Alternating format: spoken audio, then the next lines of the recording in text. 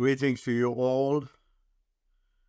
My fourth talk in regard to a heroic solution to all the misery of Islam is about the humility that the Prophet of Islam did not have and caused a lot of misery in Islamic countries. A humble person is one who does not consider himself better or more important than others, so as not to become the cause of discrimination and dictatorship in the family and society.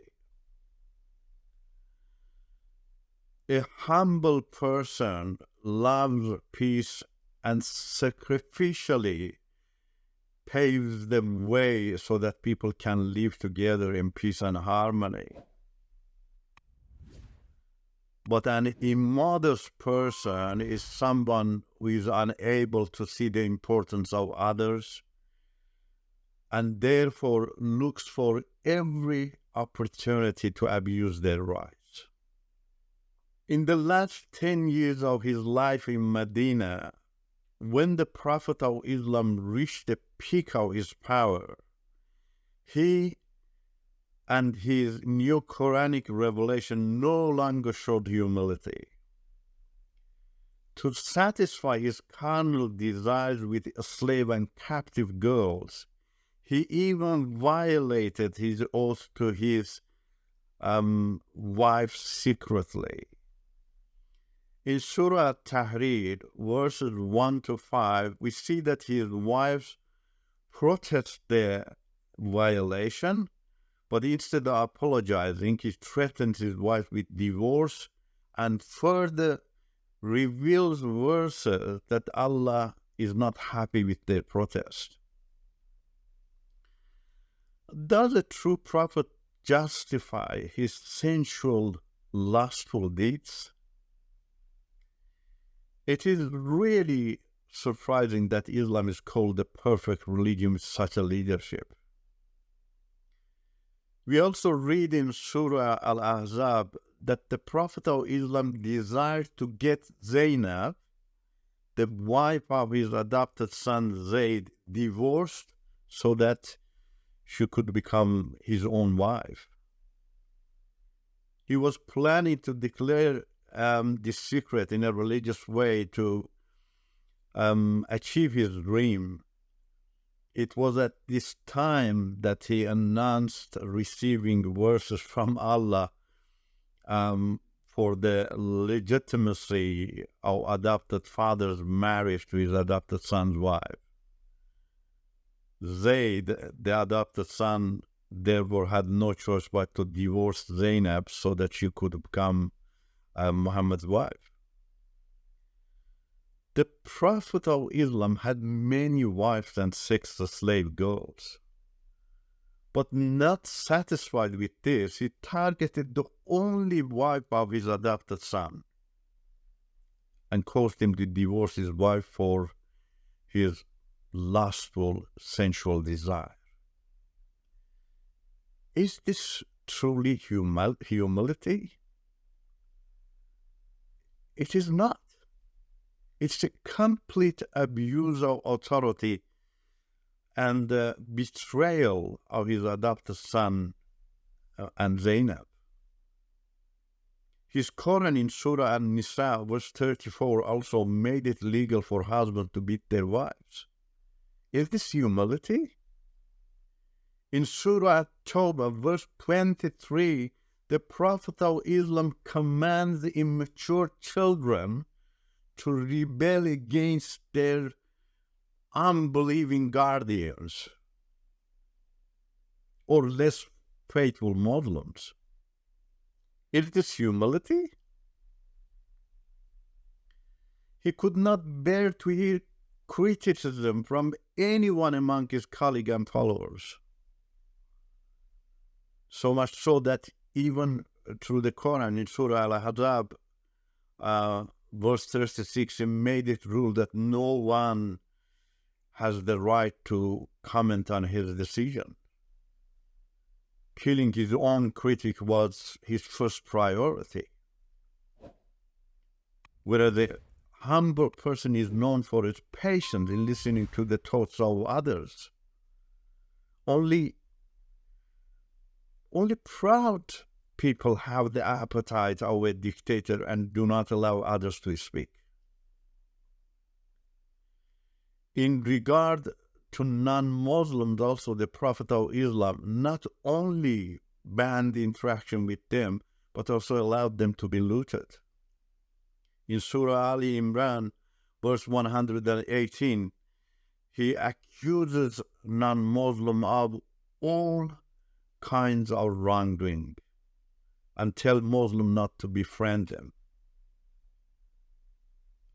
And in Surah Al-Furqan, verse 52, it says that Muslims should not obey non-Muslims, but be inspired by the Quran for waging war against non-Muslims. And that's why listening to non-Muslims is costly in most Islamic countries. The Prophet of Islam is the highest spiritual and social authority among Muslims. This person shows humility neither to his family, nor to his followers, nor to others. Do you think that society can achieve peace and prosperity in view of his leadership? Not at all. The 1400-year history of Islam in Islamic country has shown us that Muhammad's leadership model produces nothing but misery. Logically, also, we know that the selfishness and dictatorship of a leader deprives his family and society of peace. I really encourage you to read the Gospel and see what humility is and why attitudes like the attitudes of the Prophet of Islam are disgraceful in the eyes of Jesus Christ. Jesus Christ washed his disciples' feet and also dried them with a towel, and then said to them, "You call me teacher and Lord? You are right, for so I am. If I then, your Lord and teacher, have washed your feet, you also ought to wash one another's feet. For I have given you an example that you also should do just as I have done to you." See how the mission of the Prophet of Islam is against such a constructive humility in Jesus Christ. Concerning family and society, the Gospel of Jesus Christ says to the follower of Jesus that they have been baptized into union with Jesus and therefore have increasingly become like him. So there is no difference between Jews and Gentiles, slaves and free, male and female. These are from the Gospel of Jesus Christ. Husbands should love their wives as their own bodies. You see, therefore, that the Prophet of Islam, by coercing his colleagues, his family, his community and non-Muslims, and indulging in lustful matters, could not be reconciled with Jesus Christ in constructive humility.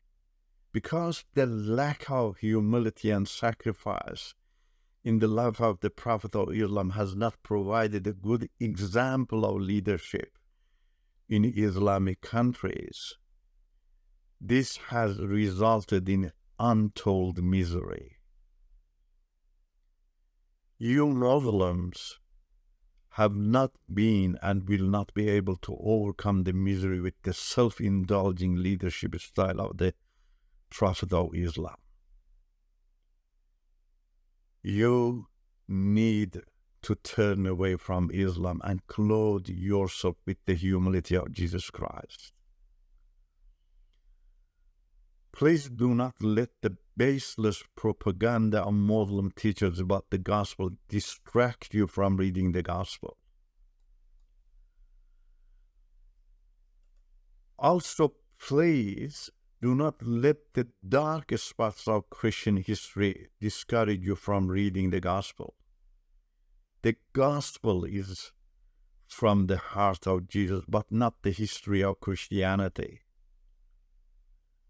Read the gospel and see why humility in Jesus Christ is unique and constructive. Thank you so much for being with me. God bless you all.